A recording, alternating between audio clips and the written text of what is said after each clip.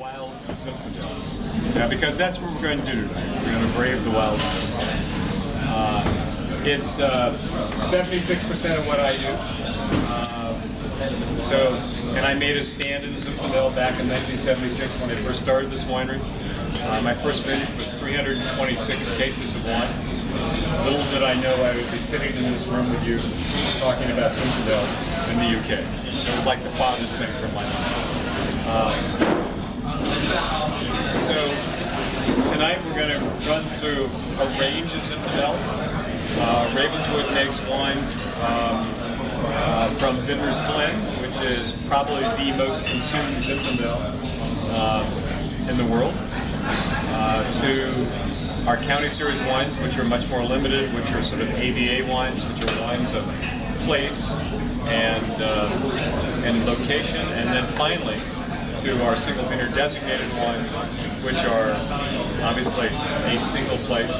Each of these wines is made in a different way. Each one of them has a different character. I hope that you'll find them all attractive. And it's really my pleasure to share them with you. One of the great joys of my life is not just the fact that I get to make wine, which was pretty remarkable to be able to do that again, but the fact that now, in my older age and more mature status in the wine business, I get to travel pretty much worldwide and talk about wine and share with people what I do and answer questions about California and sort of be kind of broader in the vision and the scope than I ever imagined I'd be able to do. So it's fun. What sparks that Zinfandel passion? We have to go way back to sort of what sparked the wine passion. In fact, it was probably my mother's fault. My mother was a nuclear chemist who decided to stay home with the children, which of course made her completely stir-crazy because she was a really bright woman. And she began reading cookbooks and learning to cook because it was kind of like chemistry and kept her out of trouble, so she said. And she read a book by Elizabeth David called Mediterranean Cuisine, in which they talked about how the French drank wine with their hands. My mother thought, wow, that's a novel idea. She'd grown up on a dairy farm. And my father was much better. He'd grown up in a physical health and culture family where they only ate raw vegetable juice. So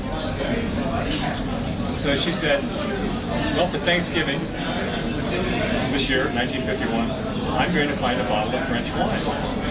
Well, today, of course, if you wanted to go find a bottle of French wine, it would be at your doorstep. Not in 1951. It took her 2 weeks to find a bottle of French wine. She finally found it in San Francisco, which was about a 2-hour public transit right away. And she was given a bottle of 1945 Chateauneuf de Pape. So if she'd been given 43, 44, or 46, I wouldn't be here today. But 45 was a great thing. And so she brought it home. I thought, wow, this is really interesting stuff. But it was way too hard to get one. But then somebody sent her a catalog in the mail, probably as a result of her visit to the city of Paris.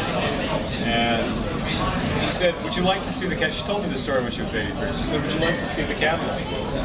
And I said, you still have the catalog from 1952? It was like January. She said, oh yeah. She said, the receipt for the first case of wine is still on it. It was a survey of France. It had Beaujolais and Alsace and Bordeaux and Burgundy. It had 2 bottles that were great bottles. It had a 45 Haut-Brion and a bottle of 1929 Chateau de That entire case of wine, by the way, I've seen those wines sell at auction for over $5,000 by that time. That entire case of wine cost $15.40. And in fact, the Chateau Yquem was the same price as the shipping from LA to San Francisco, which was $3.40. And so that's pretty remarkable.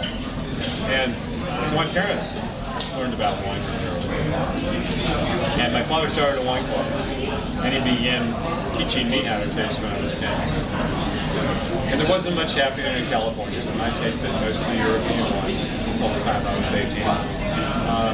But I did taste the occasional Zinfandel. I had some pretty old Zinfandels because they were kind of one of California's lost wines, if you will.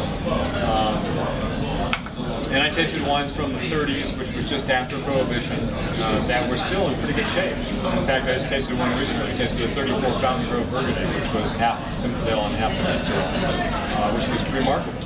Half Zinfandel and half. Petite Syrah, which is Dorif, which is Syrah and Peterson blend across.